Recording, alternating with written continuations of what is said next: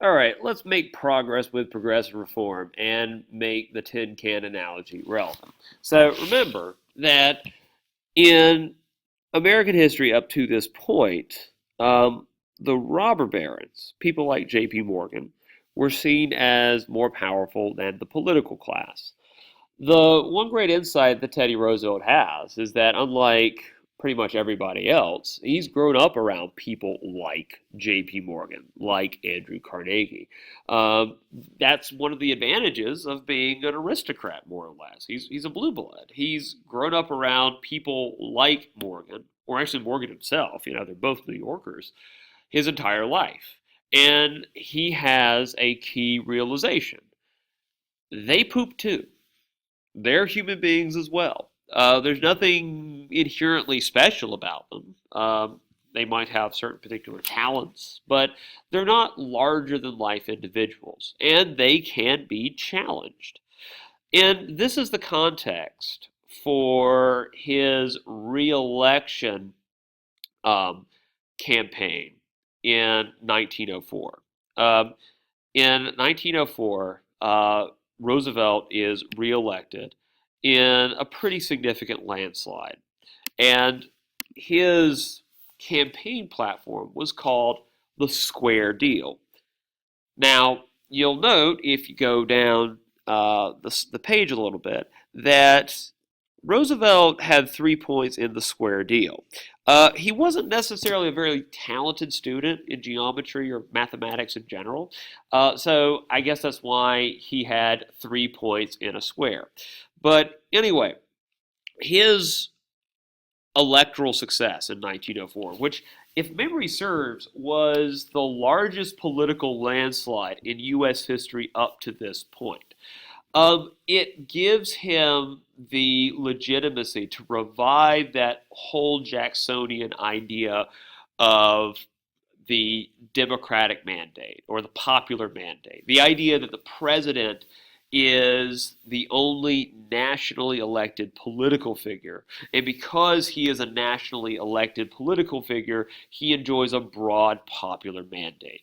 So, what happens is that Roosevelt pitches three basic points in the square deal. Fortunately, they are three C's, and they are control of corporations, consumer protection, and finally, and most surprisingly, conservation of natural resources. In general, progressive reform and desire for progressive reform was so great that pretty much, it's hard to say, but I would guess that most political candidates, either Republicans or Democrats, would probably want some measure of greater control of corporations and greater consumer protection. There was a broad appetite for these things. But it's the third thing that is most surprising, and really is the third thing that we associate most closely with Theodore Roosevelt. And we'll get to why conservation is so important. But anyway, uh, remember, so in the early 20th century, the robber barons dominated pretty much everything. There was a trust in almost every sector of the U.S. economy. Now, Roosevelt indicates that he's not going to be this passive, laissez faire president in the same way as his predecessors. In 1902, there's a rather vicious coal miners' strike. Um, and the thing is that in 1902, if don't imagine this coal miner strike as well, the analogy that you guys should probably think of is imagine if every power plant and every gas station across the country shut down. Um, and so, in other words, the trade, the economy kind of shuts down as well. But also, more fundamentally, if you work down to the more essential needs on the hierarchy of needs, the fact is that in 1902, Americans were bracing for what appeared to be a very harsh winter settling in, and the reserves of coal were very quickly dwindling. The nation and Theodore Roosevelt was bracing for the idea that thousands of people could potentially die from freezing to death if this strike was not resolved. So Roosevelt brings in the strike leaders as well as coal mining executives, and he threatens to nationalize the mines if an agreement isn't settled using the United States Army. Now, this was kind of an important signal because in the past, presidents had either not intervened at all, or if you look at the Great Railroad Strike in 1877, they had actively sided with businesses at the expense of striking workers. With this, Roosevelt sends a signal that he's not just going to sit idly by and let uh, and let these strikes go on indefinitely.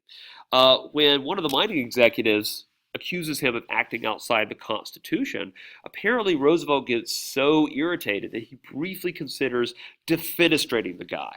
In other words, tossing him out of a window. Which would be great because we could talk about the defenestration of Prague, but then we could also talk about the defenestration of the White House in 1902.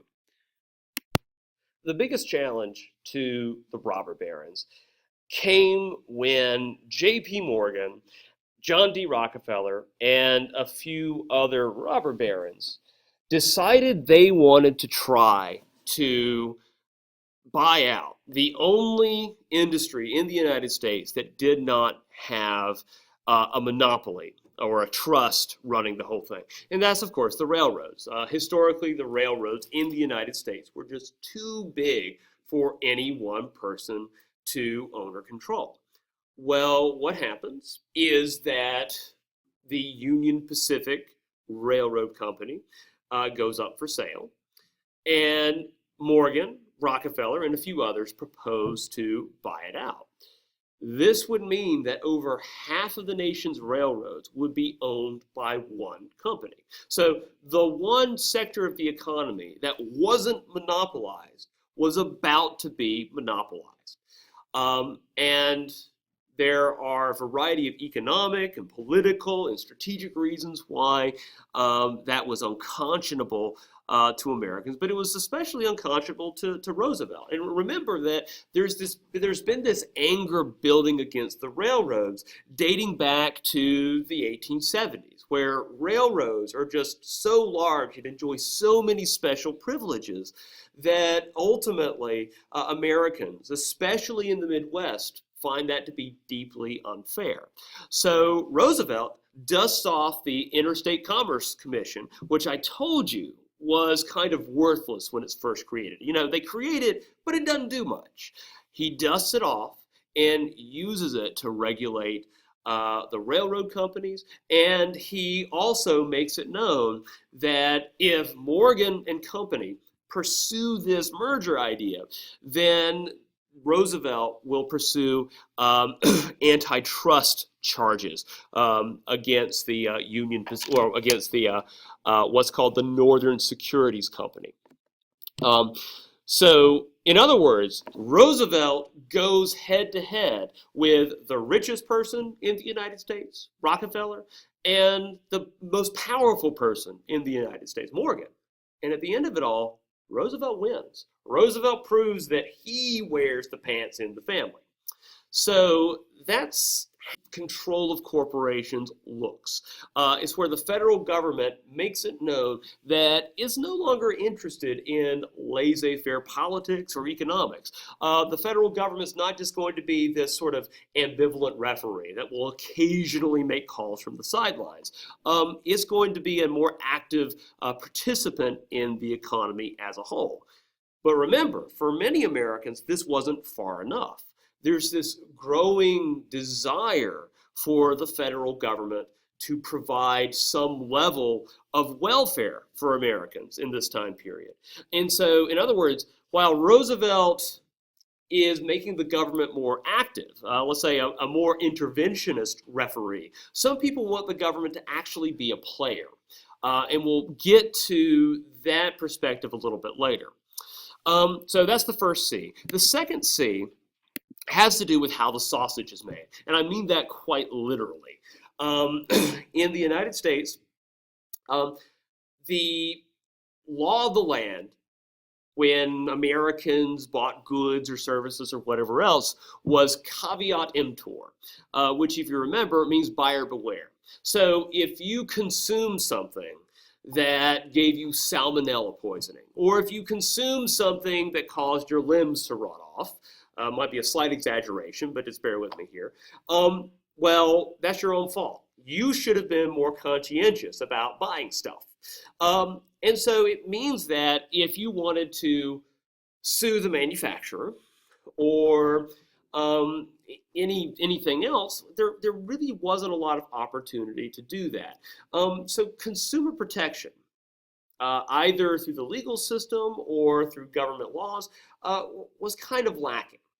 And of course, one of the obvious ways that people could abuse abuse these rather non-existent or lax protections was in the realm of food and medicine. Remember that in the early 20th century, late 19th century, there aren't very many medical advances, that life is modernizing very, very quickly in every realm except the field of medicine, because we're still some 20 years before the development of penicillin. So it means that on the one hand, you see in the Sears catalog advertisements for modern appliances and technology. On the other hand, you see advertisements for just off-the-wall random stuff that's supposed to make you live forever, or it's supposed to cure every ailment. And based upon the laws that existed at the time, that was completely legal. So what happens is that in 1906, you have the passage of the Pure Food and Drug Act, which creates the Food and Drug Administration, which, I mean, if you think about this, if we're talking about the government playing a more direct role in your life, beforehand, the government basically just ran a post office and a seasonal military that was raised whenever there was a war.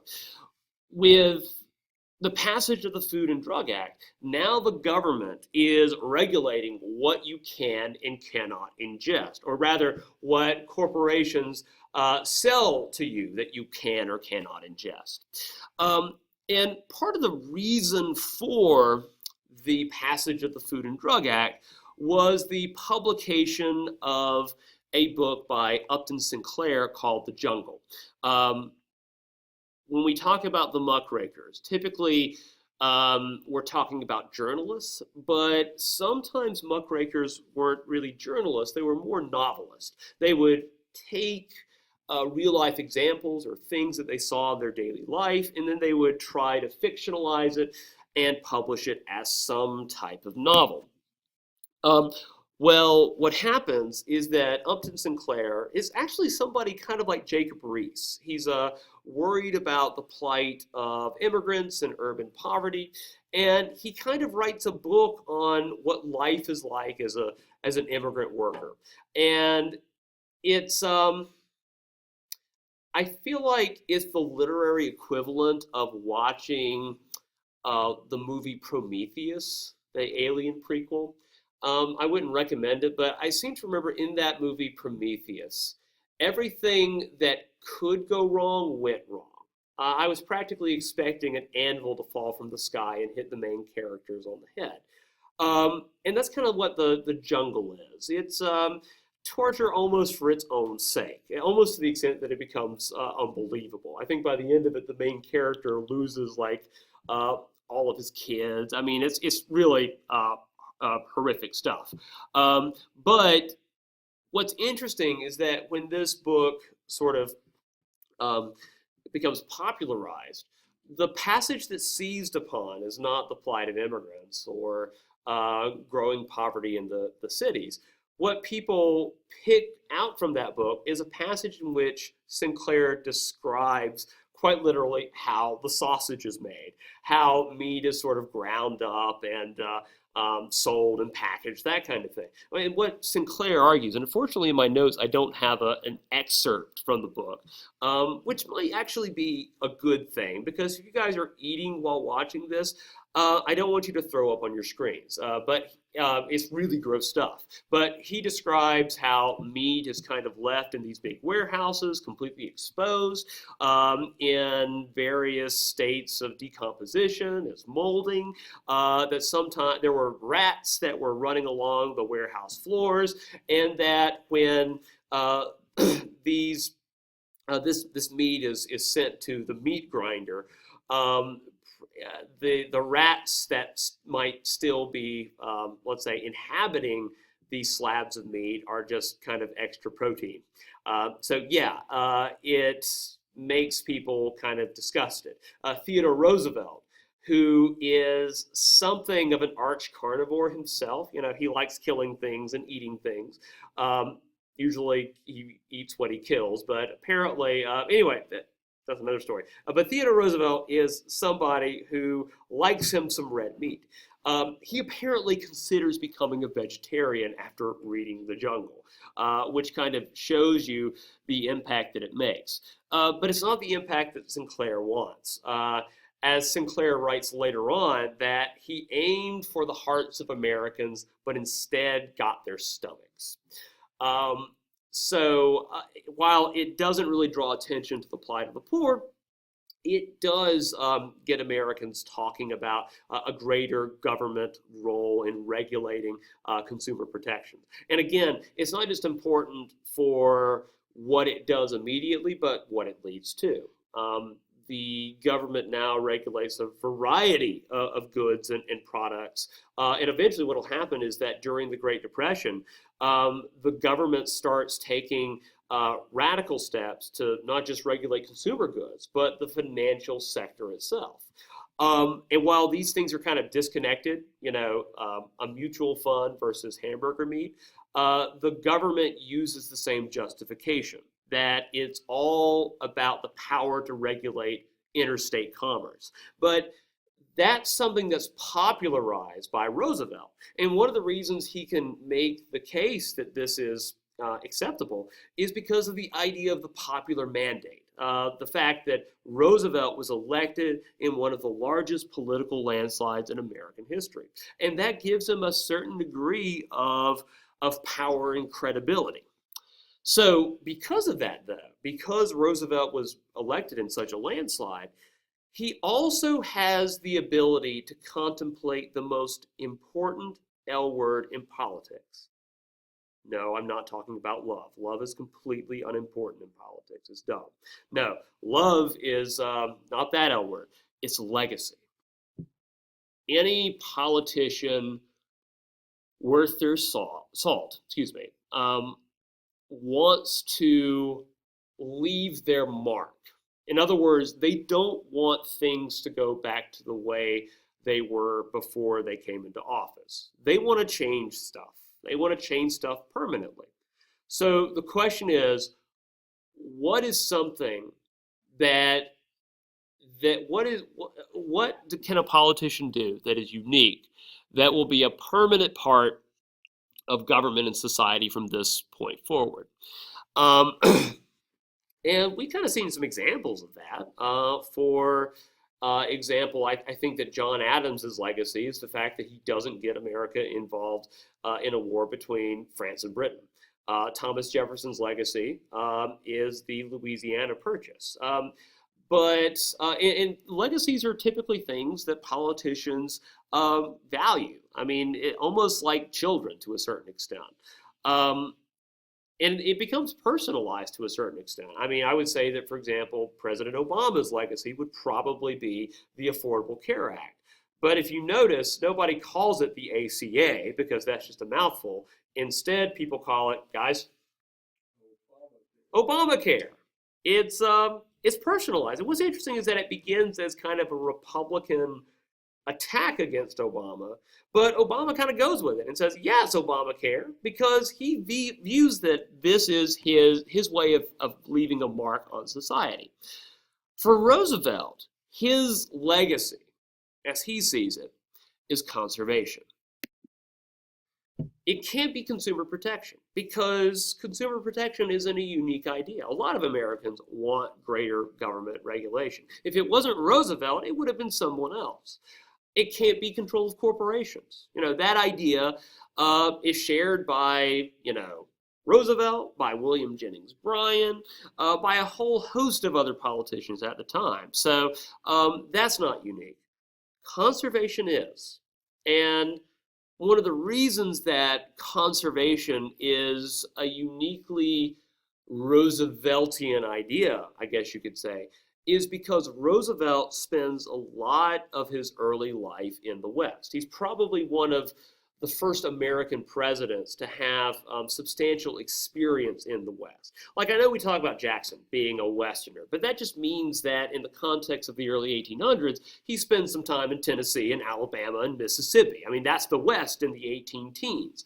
But when I'm talking about the West now, I mean like Montana and the Dakotas. Roosevelt spends a lot of time there. Admittedly, the reason he does that is because I think that I've told this to some classes, but he has a really bad day in his 20s. He loses his wife in childbirth, and around the same time, he loses his mom on the same day. Roosevelt is not a super emotional person. He is emotional, but let's just say that it's hard to imagine Roosevelt weeping or getting super depressed, but he seems to have had almost a nervous breakdown. He leaves his home in Oyster Bay, New York, and becomes a rancher in the West. Now, admittedly, to be honest, he's kind of a deadbeat dad because, he still has his daughter, Alice, to look after. He leaves Alice in the care of, I think, her aunt. And Roosevelt goes and becomes a cowboy for a few years. And apparently a somewhat successful one. He also, by the way, kind of moonlights as a bounty hunter. And just to kind of solidify Roosevelt's credentials as kind of an American action hero, there's one point when apparently he's in a bar or a saloon, and I think the person that Roosevelt is trying to track down with his posse pulls two pistols on Roosevelt. And apparently Roosevelt just decks the guy in the face right there, and it manages to live. So Roosevelt was that person who would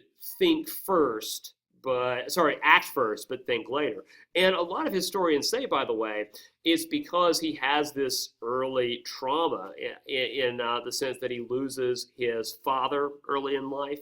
He also loses his mom and his wife on the same day. And a lot of people say that the reason he's such an energetic politician, and this is kind of pseudo-scientific, or let's say I'm doing the unfair thing of putting Roosevelt on the couch here, but I've heard some historians, like William Brands, make the case that the reason he's so energetic is that if he stops, if he slows down, that depression will catch up with him. He's trying to distract himself with rigorous activity in everything, including politics. And actually, the thing is that Roosevelt is the youngest president in American history, but he also dies very young. I think he dies at the age of 56. I might be off the mark there, but he dies in the late 19 teens. And when he dies in the late 19 teens, a few years before that, he slows down. Admittedly, by the way, I would say that he crams more into one lifetime than a lot of people put into, 80 years, 90 years, whatever else. But anyway, Roosevelt has a lot of experience in the West. And this gives him a kind of a unique perspective, because Americans have always assumed that the West is infinite in its resources and the degree to which they could exploit the environment. But Roosevelt had traveled extensively, and he knew that as of the year 1900, Americans had basically exhausted up to half of the nation's native forests. And part of that is just industrialization. But I mean, if you think about that, We arbitrarily date the Second Industrial Revolution as having begun in the year 1865-ish.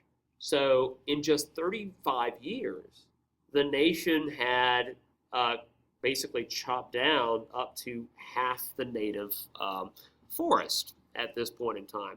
And by the way, Roosevelt isn't exactly a uh, let's say a hippie or a tree hugger per se.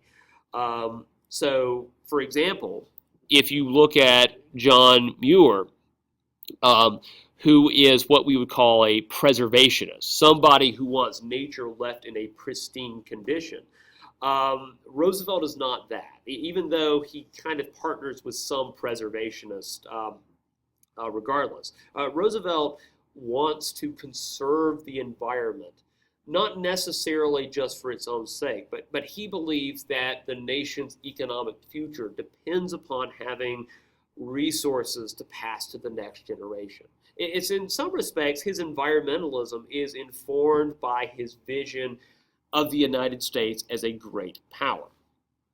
Um, Now, this is something that Roosevelt has felt very passionate about for a long time. The idea of, excuse me, the idea of trying to conserve the environment in some way. Uh, but historically, he hasn't really been able to do anything about it. Partially because in his first term, he lacks what we call the political capital. Remember, he is just somebody who's keeping the seat warm for William McKinley, so that whatever happens in 1904, well, it'll be what it'll be. But anyway, what happens though is that in 1904, Roosevelt is elected in a landslide, and so this gives him the ability to pursue some type of legacy. So what he does is that he creates the National Forest Service and the Public Lands Commission. And he puts a lot of territory in the West into these programs. Now, again, Roosevelt is not a preservationist. John Muir, if you want to spell the name, M-U-I-R. His core belief is that the wild is superior. And that's not Roosevelt, but the difference to many Americans was academic. The fact is that by putting public land in these programs, it basically precluded Americans from buying this land and exploiting it in some way, shape, or form.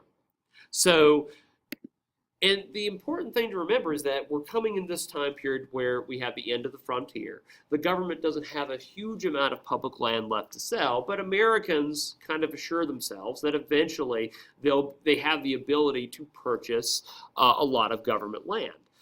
Well, what happens is that suddenly that opportunity vanishes, because when Roosevelt creates these programs, a lot of this land that was ready to be exploited and cultivated just vanishes. And so this is really unpopular with a lot of Westerners. The idea of putting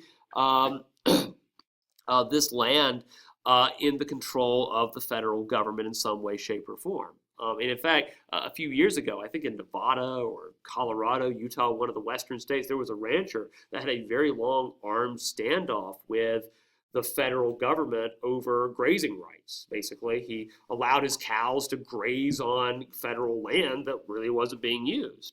And what's interesting is that's not like a new problem. This is a problem that goes all the way back to Theodore Roosevelt. So it's something unique, but it's a kind of a problem for Roosevelt because it's something that isn't incredibly popular. So urban progressives in the cities don't really like. Westerners want that land for themselves. So the only person who really feels passionate about it are preservationists like John Muir and Theodore Roosevelt himself. And so, but again, that's okay, because in his mind, this is not meant for the Americans of the day. It's meant for Americans of future generations. Oh, and I forgot to point out, so if you want to pause the slide, it kind of lays out the difference between conservation versus preservation. Understand the difference between the two, but also understand the underlying tensions. Conservation is something where you're trying to set resources aside so you can eventually use them. Preservation, which is, I think, in some respects, the more modern environmentalist perspective, is at the idea of not using these resources at all. So, to sum up, what we have in Theodore Roosevelt is we have the United States federal government taking on dramatic new roles. The government is now intervening in the economy. It's protecting the environment. And also, we have, once again, another president who uses the executive branch to its full potential. Roosevelt is not a strict constructionist. He believes that basically he's going to try to do whatever he can get by with. In the 19th century, remember, in most instances, the political parties are stronger than the presidents themselves. What we begin to see is that with the end of Roosevelt's second term in office, is that the personality of the president as an individual, becomes more powerful than the party. The president kind of takes on a leadership role in the party itself. So the pendulum is swinging back the other way, but the way this works is that Roosevelt also is able to communicate with the media to such a degree that he's able to sort of go around party organizations and pitch his message directly to the American people. Also, we have the emergence of direct primaries. Roosevelt, in the states that have direct primaries, is very clearly a favorite. And like with Jackson, we have the return to the idea of the president-centered democracy, the idea that the president has a democratic mandate and they can use that mandate to steer, basically to direct policy. The only thing that Roosevelt really screws up is something that he kind of says off the cuff. When he's running for re-election in 1904, he makes kind of a promise that he doesn't really need to. Because obviously, people are suspicious about the goals and aspirations of politicians. And it's always a good idea if you're in politics to, especially if you're very egotistical, to make it seem that you're as selfless as possible. So what Roosevelt does, uncharacteristically, and almost with a surprising degree of humility, is that when he's running for re-election, he makes the following promise, that he will not run again in 1908. He makes the case that he's going to follow Washington's precedent, of 2 terms. He believes that even though McKinley was elected in 1900, he believes that McKinley's first term should be considered his first term, and that his victory in 1904 is his second term. So therefore, if he is going to follow Washington's precedent, he should not run in 1908. And this is something that he will regret for the rest of his life. Stay tuned for the election of 1912.